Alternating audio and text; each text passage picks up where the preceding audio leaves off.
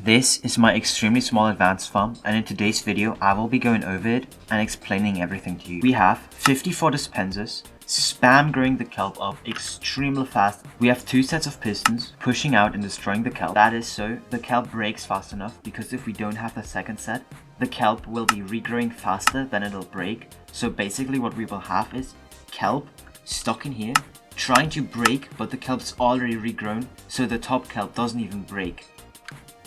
I decided to not add a control room because this is pretty much a control room and you can design it how you'd like.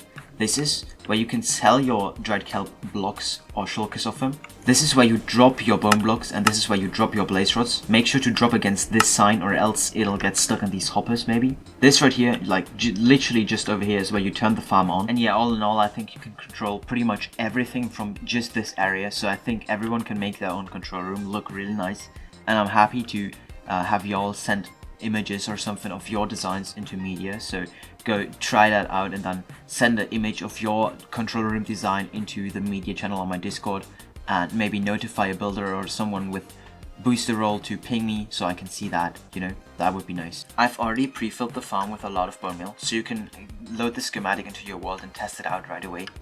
But there's a couple instructions like this one. For example, this says click this lever once and then break the sticky piston, break the lever and block after. This means that when you build this in Donut, you will have to click this lever, break the sticky piston, break the lever and break the block, because this way it'll work. If you keep the block and lever, these rails will be powered, and also if you keep the sticky piston, it's just waste material because you don't need that. You can have extra space here for whatever you want to do, right? You don't have to have the sticky piston. As you can see, this is like dropping the dried kelp blocks extremely fast, which is just the speed we need. We have 2 droppers spam dropping into this soul sand and then boosting the kelp blocks up into a shulker loader, and the shulkers are being picked up by this hopper minecart and then distributed to our storage.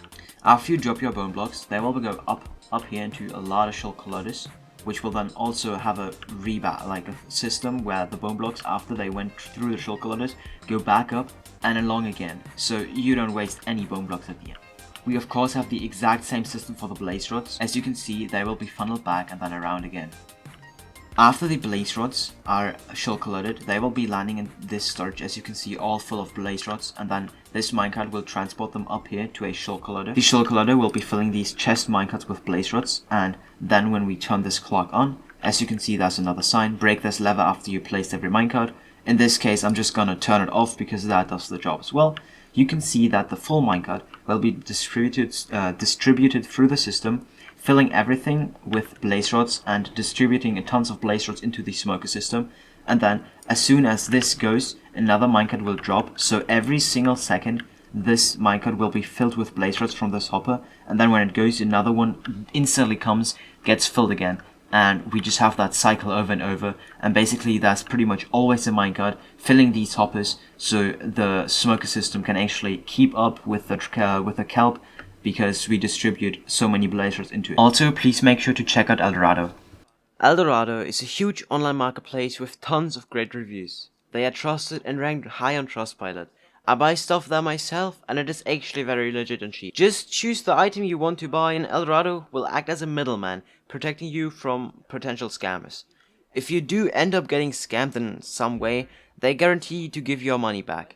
The best part about all of this is that on top of these low prices, you can also get 5% off using code MAUSHU5, which is also directly supporting me.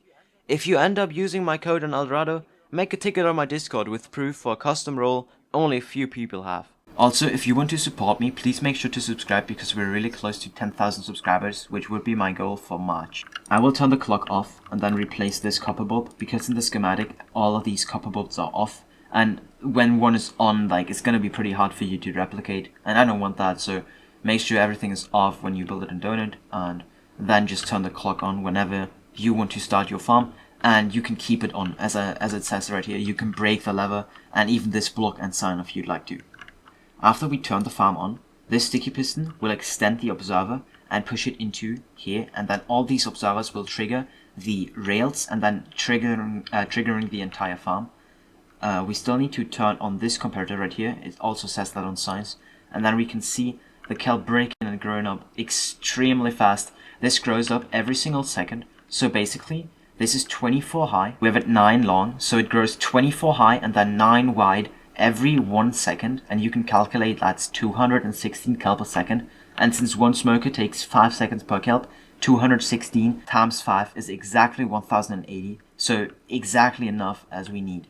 A lot of you will complain that that is not okay because sometimes kelp farms overflow if you have a single smoker with like one block, and a lot of you don't want to search through every single smoker if that's a random deep slate or something. So I've added an extra single tick of delay right here. So this is supposed to be on 1 tick, but we have it on 2. It underproduces slightly. So we have the last hoppers not working all the time, right? They will still be used a couple times, but we won't burn any kelp, so that's a good thing. So we will not waste any money to the flames.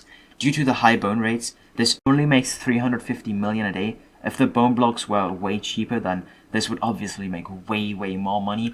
But I think for this little small farm, as you can see, it's actually really small. I think that 350 million in profit every single day is very fair, because I believe you can build it and dig the space for it as well in like 4 hours maybe, and the old advanced farm was like maybe 12 hours of work, so this is like way better. Anyways, please make sure to leave your base designs for this farm in the media channel in my Discord, because I'm actually curious to what you guys like as a design, so I can like maybe use one of those, or like styles, you know, block palettes or whatever in one of my next farms. And then also like and subscribe, please.